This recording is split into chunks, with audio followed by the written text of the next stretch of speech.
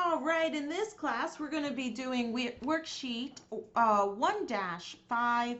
If you're in the class, you know the drill. Pause, look at it. You know there's different types of answers for ratios because you can write it different ways. This one's rates. You can write them different ways.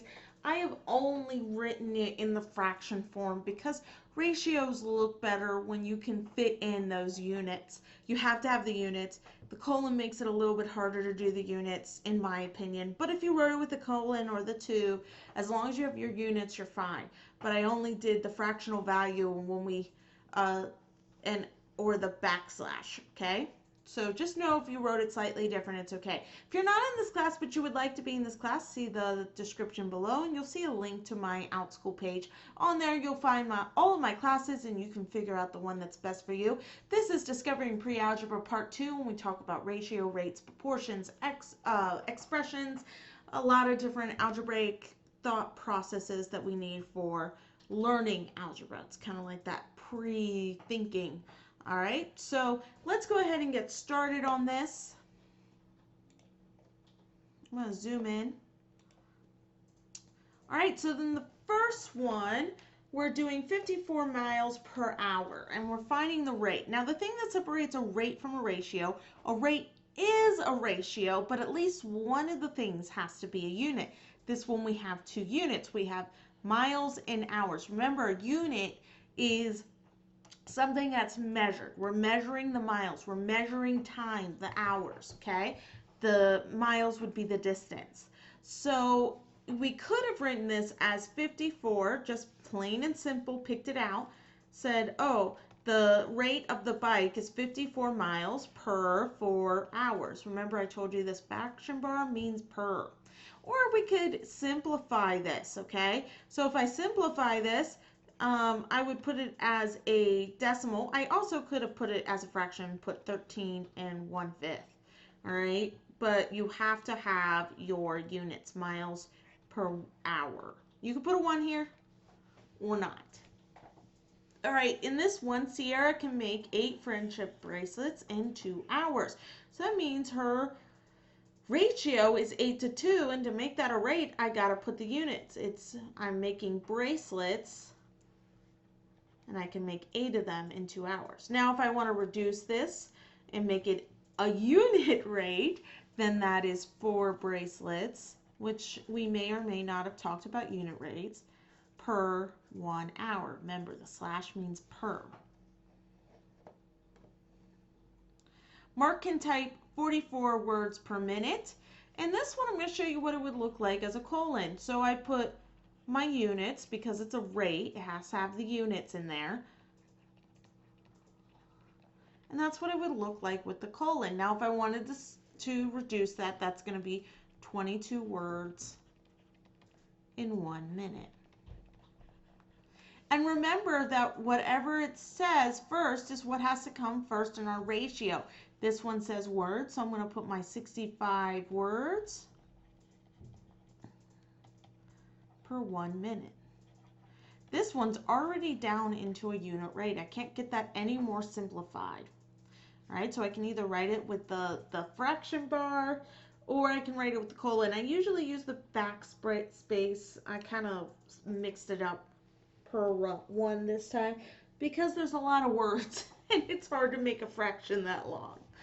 All right, so this one already. Now, I could have shortcut gallon. The prefix or the of that would just be gal, okay? And you could put backspace per minute, or you could use the colons and do it. All right. Okay, this one, 3 pens come first, so I have to put pens first. 3 pens. Got to put my units because it's a rate per, and I'm going to shortcut minute. And if I wanted to make this, how many do I do in 1 minute? I would have to divide, okay? I would have to take 3 and divide 5 into it. And if you do that, you'll see 5 goes into 36 times. So it's 0.6 pens per minute. Now, that is not required until we get into unit rates. Now, if I ever say I want the unit rate, you have to give me this answer. Technically, for a rate, both are true. Both are allowed. All right, 2 more questions. So Mark can type 44 words in 2 minutes. I feel like we did that one. Yes, we did it in number 3. But now it wants us to figure out the equivalent. Well, the easiest way of doing this is to first figure out the unit rate. We might not have talked about unit rates here, but you should be able to problem solve, and that's what this problem is trying to do, is make you problem solve. If I reduce this fraction, this ratio or rate down, I get just plain old 22. So I know for every 1 minute he types 22 words. All right, so let's go ahead and multiply this by each minute count. So 22 times 3. He can do 22 in 1 minute, so in 3 minutes he can do 66. That is not right, right?